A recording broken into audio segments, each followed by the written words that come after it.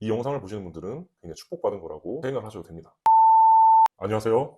오늘도 직원들을 다 퇴근시키고 야밤에 저 혼자 남아서 이렇게 영상을 켜게 되었습니다. 지금 사회환부서 컨텐츠를 3개를 찍고 올렸는데 생각보다 반응이 좋더라고요. 이제 여러분들이 의구심을 평소에 가졌던 것들, 그리고 과연 남자의 성기능 장애가 병원이 아닌 상담을 통해서 호르몬 조절 관리 훈련을 통해서 모두 완치가 될 수 있을까에 대한 의문점이 많이 풀리고 계신 것 같아요. 저에게 개인 메일이나 회사 문의처라든지 그런 것들로 개인적으로 많은 도움을 얻었다, 감사하다, 그리고 실제로 영상을 보고 상담을 많이 신청하시더라고요. 저로서도 저의 이론이 세상에 널리 알려지는 것 같아서 기분이 좋고, 다른 분들도 앞으로 찍을 영상들을 보시면서 많은 도움을 얻으셨으면 좋겠습니다. 끝까지 영상 시청하시면 많은 도움을 받을 수 있을 겁니다.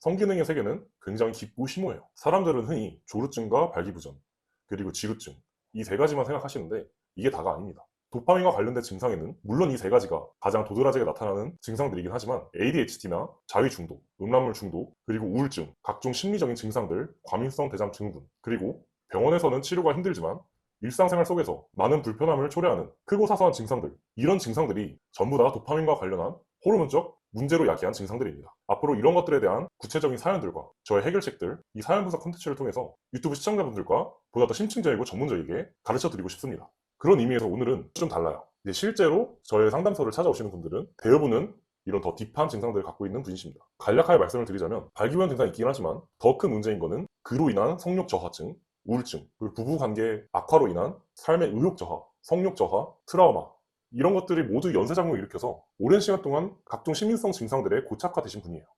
영상이 뒤로 갈수록 더 간절해지고 진지해지고 충격적인 사연 내용이 기다리고 있으니까 영상 끝까지 보시는 걸 추천드립니다. 이러신 분들도 저와의 전문적인 상담을 통해서 앞으로 어떻게 도파민을 관리해야 지금의 이런 악순환의 연결 고리들을 끊어낼 수가 있고 선순환 구조를 그리면서 모든 증상들을 다 완치가 될 수 있도록 제가 구체적인 지침 문자를 설계해 드립니다. 자, 이렇게 고착화가 어느 정도 진행된 분들도 저에게 상담을 받고 다 완치하시고 감사의 후기들을 저에게 보내주십니다. 여러분들도 본인의 증상이 더 심각하다고 생각을 해도 저에게 상담 받으시는 분들은 생각보다 훨씬 더 심각하고 딥한 분들이 훨씬 많습니다. 그러니까 너무 혼자서 소갈이 하지 마시고 저에게 전문적인 상담을 한 번이라도 받아보시는 걸 추천드립니다. 많은 심리적 위안이 될 수 있을 거예요. 자, 거두절미하고 해당 사연 분석 한번 들어가 보도록 하겠습니다. 자, 사연 분석 시작해 보도록 하겠습니다. 안녕하세요. 저는 50대 초반의 직장인입니다. 실제로 이제 이런 도파민 중독 증상에 대한 부작용으로 많은 20대, 30대 분들이 성기능 문제로 찾아오시는 분들도 많아요. 하지만 이렇게 50대 분들도 해당 증상을 오랫동안 겪었거나 이런 문제들을 병원에서 치료하다 훨씬 더 부작용이 심해졌거나 이러신 분들이 저에게 찾아와서 뒤늦게 도파민에 대한 본질을 깨달으시고 많이들 완치하십니다. 그래서 본인이 조금은 다른 분들보다 40대 이상이라고 해서 이런 것들은 젊은 사람들에게 효과적일 거야 라는 편견을 버리시고 50대 이상의 분들도 호르몬적 원리에 대한 것을 깨달으시게 되면 완치가 가능하니까 자신의 증상을 뇌과학적 측면에서 한번 공부를 시작해 보시는 걸 추천드립니다.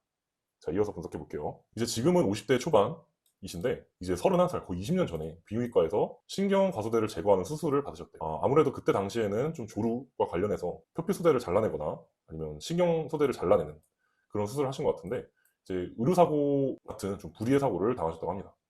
그때 당시에 고소를 했지만 아무런 소득 없이 마무리되죠. 아무래도 병원은 기업체이고 기업과 개인으로 고소를 해서 싸워봤자 비싼 변호사 부르면 답이 없습니다. 그래서 아무런 소득이 없었대요. 제가 누누이 강조해드리는 게 병원에서 절대 성기능 문제를 치료하려고 가지 마라. 이제 성기능 문제는 비만 같은 거다. 우리가 병원에서 비만을 치료하지 않듯이 성기능 문제도 병원에서 치료하면 안 된다. 비만을 헬스장처럼 꾸준하게 운동하고 관리하고 오랜 시간 동안 규칙적으로 운동을 해야 비만이 완치가 되는 것처럼 이런 성기능 문제도 꾸준하게 옆에서 코칭을 받고 관리를 하고 훈련을 해야 치료되는 문제지 병원에서 이런 짧은 수술이나 약물로서 눈 가리고 아웅식으로 접근하다가는 이런 최악의 경우까지 맞이하게 될 수 있습니다. 여러분들도 조금 경각심을 갖고 신중하게 접근을 하시기 바랍니다. 자, 이어서 그때부터 이제 2년 동안 성욕과 발기가 거의 10분의 1 이하로 작아지셨대요. 그리고 좀 아무래도 남자로서 우울감이 드시겠죠. 이제 아내분은 괜찮다고 하셨지만 그때부터 별거를 하게 되고 직장도 그만두게 되고 우울증까지 찾아오게 됐습니다. 이제 남성분들은 이런 성기능에 대한 문제가 굉장히 크게 다가올 수밖에 없어요. 스스로 자존감도 굉장히 낮아지고 이제 아무리 뭐 돈이 많고 직업이 좋고 뭐 외모가 출중해도 이런 성기능에 대한 문제를 겪게 되면 이게 모든 것이 빼앗긴 기분이 든달까? 이제 평소에 우울감을 잘 느끼지 않던 남성분들도 이런 성기능 문제를 겪게 되면 우울감을 느끼고 좀 심하신 분들은 이렇게 우울증까지 겪게 되는 경우가 많습니다. 이런 우울증 치료는 어떻게 해야 될까요? 성기능을 원인으로 발생한 우울증을 병원에서 치료해야 될까요? 이런 우울증은 약을 먹는다고 해결이 되지 않습니다. 실제로 성기능을 고쳐야 우울증에 대한 메커니즘을 끊을 수가 있어요. 더 자세한 얘기는 뒷부분에서 하고 이어서 분석해 보도록 하겠습니다. 자, 아내분을 매우 사랑하셨고 좀 행복한 가정이었기에 또 그만큼 절망과 좌절이 크셨다고 합니다. 하지만 뭐 33살에 병원에서 이런 사고를 당하신 이후에 병원이 아닌 뭐 다른 곳들에서 뭐 훈련을 하시면서 발기가 많이 좋아지셨다고 해요. 하지만 성력은 좋아지지 않는 상태에서 그냥 기능적으로만 발기가 좋아지셨다고 합니다. 35살에 많은 치료를 하던 중에 이제 기두와 성기에 강한 물 샤워기, 이런 인공적인 그런 수압으로 마찰을 강하게 해서 이런 좀 물리적인 문제가 발생했는데도 이제 발기를 시키는 훈련을 2주간 하셨다고 해요. 좀 민간요법이나 이런 뭐 사이비 업체 같은 곳에서 잘못된 훈련 방법으로 접근을 하신 것 같아요. 참 안타깝습니다. 이것으로 뭐 발기력이나 조루증, 제가 아까 말씀드렸다시피 이런 표피소대 제거 수술이 조루증과 연관이 될 수밖에 없고 과거에 조루증을 좀 겪으셨나 봐요. 민간요법 사이비 업체에서는 당연히 뭐 이런 훈련을 하면 발기력이나 뭐 조루증이 좋아진다 말했겠죠. 근데 그때부터 이제 발기부전이 올 수밖에 없죠. 말도 안 되는 실제 성관계와 이질감이 있는 자극으로 훈련을 하는 것 자체가 말이 안 되는 겁니다. 실제 성관계와 다른 감각의 사정에 익숙해지다 보면은 지루증이 찾아올 수밖에 없어요. 그것 또한 도파민 수용체 변형에 해당되겠죠. 자, 그래서 35세에서 10년 동안 뭐 시골에 내려가셔서 거의 우울증약 복용 중에 엎친 데 덮친 격으로 부모님이 안 좋게 돌아가시면서 이제 많은 약을 과하게 먹고 쓰러져서 좀 오랜 시간 동안 중환자실에서 뭐 치료 받으시고 굉장히 안타까운 사연이네요. 그때도 이제 아무래도 트라우마의 기저 자체가 성기능이다 보니까 그때에도 성기능을 하는 유명한 병원 방문을 꾸준히 하셨다고 해요. 말씀드렸다시피 병원에서 이런 성기능을 치료하려고 접근하면 계속 악순환에 빠져버릴 텐데 말이죠. 심리학 중에 중국 독서도 시작하셨다고 합니다. 이제 한 10년이 흘렀죠. 이제 그때부터 뭐 종교라든지 심리학 공부 등으로 이제 약도 끊고 직장 생활을 다시 시작하셨다고 합니다. 이제 한국에서 제일 유명한 성리학으로 가장 유명한 병원이나 의사를 찾아다니면서 치료를 했지만 효과가 없었겠죠, 당연히. 그러다가 48세정에 동료요직원분들을 만났고 이때도 아무래도 병원을 다니시다 보니까 비아그라 이런 약물들에 의존을 할 수밖에 없겠죠. 몇 번은 그럭저럭 했지만 곧바로 내성이 생길 수밖에 없죠. 많은 나이였지만 애정의 힘을 강했고 경제력을 다해서 또 연구하고 검증을 하셨다고 합니다. 영양요법도 있고 교감신경, 항진치료 약물, 한약, 유산소 이런 것들 하면서 조금은 효과를 보셨겠지만 아무래도 플라시보였을 거예요. 호르몬적으로 접근을 하지 않으시면 본질적인 치료가 될 수가 없습니다. 지금 한계갖고 많이 지친 상황이라서 지금 저희 회사를 찾아오신 것 같습니다. 제 현재 건강 상태는 물론 첫 번째로 이제 교감신경증, 항진증 진단. 이런 것들은 솔직히 교감신경 항진증 같은 거는 솔직히 말장난이에요. 이제 본질적인 증상이 아니더라도 그냥 자신이 평소에 증상을 많이 겪고 있고 교감신경 항진에 대한 뭐 과민성이라든지 심리적인 증상들에 대한 일상적인 불편함을 겪고 있다 이렇게 의사한테 말하면 의사도 이런 정확한 병명이나 이런 것들은 몰라요. 애초에 이런 호르몬 문제로 일어난 그런 고질적인 질병임에도 의사는 이런 것들에 대한 의학적 지식이 최신 업데이트가 안 돼 있다 보니까 이런 교감신경 항진증이나 좀 애매모호한 단어로서 뭐 신경 안정제를 처방을 한다든지 눈 가리고 아웅할 수 있는 본질을 깨뚫지 못하는 처방만 계속 받아오신 거예요. 오랜 시간 동안. 굉장히 안타까운 스토리죠. 자, 이어서 오랄이나 삽입 등 여성에 접촉하면 발기가 극히 약해진다고 해요. 수면 직후에는 잘 될 때가 있다고 하고 한 달 때 여자 할 때 많은 차이가 있는 이유는 아무래도 그런 트라우마 증상들을 계속 겪다 보니까 이제 그거에 대한 심리적인 불안정 이런 증상들이겠죠. 제가 말한 게 맞네요. 뭐 요심한 다한증이라든가 과민성 방광이라든가 심한 변비 이런 것들이 다 호르몬적 증상들이거든요. 일상생활에서 그런 도파민 관리가 잘 안 되거나 도파민 수용체가 많이 손상된 상태라면 해당 증상들 뭐 과민성 방광, 심한 변비나 아니면 과민성 대장 증후군이라든가 다한증이라든가 이런 증상들이 나타날 수밖에 없습니다. 이런 증상들이 나타나는 분들 중 대부분은 성기능 문제까지 겪게 되는 경우가 많으시고요. 그래서 본질적으로 이런 도파민 수용체를 회복시키는 그런 치료로 접근을 해야 모든 증상들이 다 선순환을 그리게 되면서 완치가 될 수밖에 없는 거고요. 그 30살 중반 때 안 좋은 일을 겪으시고 이제 우울증, 과다, 건망증 등 증상도 나타나셨다고 합니다. 이런 물리적인 증상들도 3번의 원인으로 나타나셨다고 합니다. 현재 성 건강에 대한 프로필을 적어주셨어요. 이제 한 달에 한 번 정도는 그럭저럭 잘 될 때가 있다고 해요. 나머지 날에는 뭐 성욕도 없고 대부분 실패를 하고 제가 말했다시피 트라우마 이런 증상들이 굉장히 심하실 거예요. 스스로 관계를 회피를 하신다고 합니다. 제가 저번 영상에서 어떻게 트라우마를 고쳐야 하는지 이런 것들에 대한 해결책, 실제 지침 문자를 공개를 하는 영상을 찍었었죠. 그 영상이 궁금하신 분들은 제가 링크 달아드릴 테니까 이 영상 한번 참고해 보시면 많은 도움이 될 수 있을 겁니다. 자, 생활 패턴, 뭐 수적인 생활을 하고 계시네요. 아무래도 직장을 다니시다 보니까 특이사항은 크게 없으신 것 같습니다. 마찰로 인한 이런 것들에 대한 자유. 그렇죠. 고3 때 아무래도 이렇게 자유를 하셨다가 갑자기 실제로 정상일을 하시게 되면 주루증이 나타날 수밖에 없죠. 이런 마찰자리에 익숙해지면은 아무래도 지루 증상도 나타나실 것 같은데 특이하게도 조루증이 좀 나타나셨다고 하네요. 첫 관계는 이제 음주를 하시고 이발소에서 이런 여자가 하셨다 합니다. 음주를 하시고 관계를 하셨다든가 심리적으로 불안정한 상대와 관계를 하셨다든가 이런 관계 악습관으로 인한 도파민 수용체 변형도 좀 원인이 많이 차지하시는 것 같습니다. 좀 관계 습관도 어느 정도 교정을 하셔야 될 필요가 있을 것 같아요. 자위, 극욕을 하시다가 하루 이틀을 몰아서 사정하신다고요.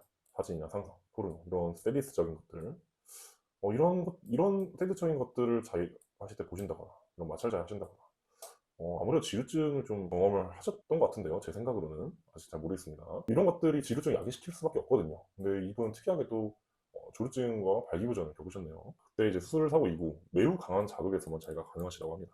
많이 성기능 문제가 계속해서 병원에 오랜 시간 동안 다니시다 보니까 계속해서 더 내성이 생기고 악화가 되고 본질적인 문제로 접근을 안 하시다 보니까 계속해서 악순환에 빠져 있는 시간이 많으셨다는 생각이 드네요. 더 빨리 이런 도파민에 대한 연구를 하고 아니면 상담을 받으셨으면 어땠을까 좀 후회스러운 생각이 드는데 지금이라도 찾아오셔서 다 완치를 하셨다고 하니 다행이네요. 이때 당시 사연은 굉장히 절절하고 절실함이 좀 느껴지시지 않나요? 성생활을 이제 술집에서 가끔 하신다고 합니다.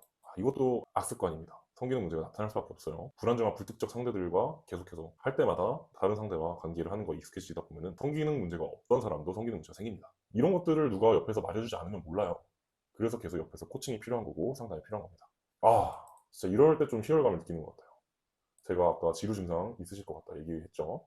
역시나 지루증 겪으셨다고 합니다. 매니악한 음란물 습관 그리고 이런 단골 술집에서 술집 불특정한 다수 여성분들과 관계를 하는 이런 악습관들이 모두 그리고 추가적으로 음주하시고 관계를 하시는 이런 것들이 다 지루증을 야기시키는 악습관이거든요. 이런 것들 퍼즐 조각을 미리 예측하고 맞춰 나갈 때 저는 상담사로서 굉장히 희열감을 느끼고 이런 분들의 사연을 읽다가 보면 머릿속으로 파바박 어떻게 해결 지침이 나가야 되고 어떤 방향으로 접근을 해야 본질적인 완치가 될지가 윤곽이 다 잡히게 됩니다. 이어서 분석해 볼게요. 당연히 이런 약물 먹으면 눈 가리고 아웅할 수 있죠. 당장은 효과가 좋겠지만 계속해서 약에 의존을 하시게 되면은 나중에는 엄청 용량이 센 약물을 드셔도 내성이 생겨서 증상이 더 진전이 안 되는 그런 상황이 야기될 수 있습니다. 그렇죠. 이런 악습관들이 너무 많이 있으시다 보니까 조루증도 경험하시고 지루증도 경험하시고 발기부전도 경험하시고 성기능 문제를 한 가지만 겪는다고 생각을 하시면 안 돼요. 셋 다 호르몬적인 문제가 생겨서 도파민 수용체가 망가져서 이런 증상들이 다 생기는 거거든요. 본질적으로는 도파민 수용체 회복을 하셔야 모든 증상들이 다 완치가 될 수 있습니다. 자, 바라는 방향.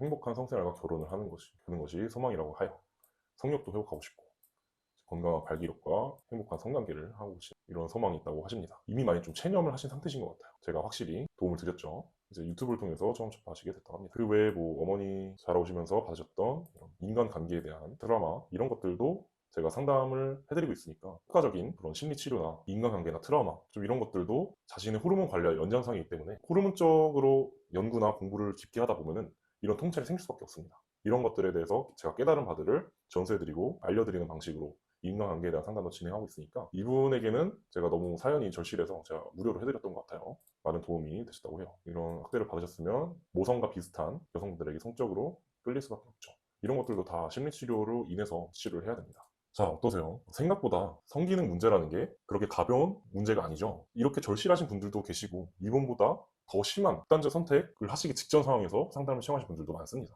나이가 젊은 분들도 있고 나이가 많으신 분들도 많아요.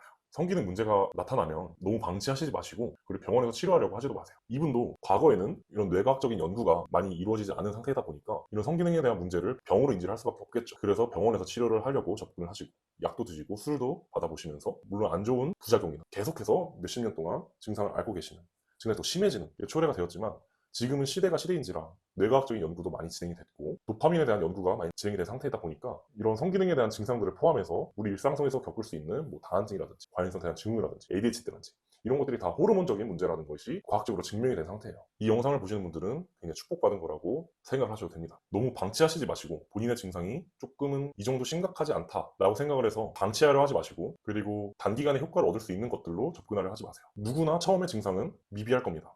이분도 과거에 그렇게 증상이 심하지 않았을 거예요. 하지만 그 접근 방식이 틀렸기 때문에 계속해서 악순환이 오랜 시간 동안 누적되고 증상도 더 많아지고 심해지고 고착화되고 이런 악순환에 빠지게 된 겁니다. 여러분들은 이 악순환의 고리를 그리기 전에 제가 제공하고 있는 무료 칼럼들이나 아니면 제가 이것과 관련해서 이북으로 집대성한 책도 있으니까 무료로 이 책을 볼 수가 있어요. 그것들을 보면은 어떻게 접근을 해야 완치가 될 수 있구나 이런 것들에 대한 깨달음을 얻을 수 있을 겁니다. 여러분들도 경각심을 가지고 초기에 자신의 증상을 너무 과소평가하지 마시고 심해지기 전에 공부하시고 완치해 보시는 게 좋을 겁니다. 영상 끝까지 봐주셔서 감사하고 이상 도파민어 대상담사 마이크였습니다. 좋은 하루 되세요.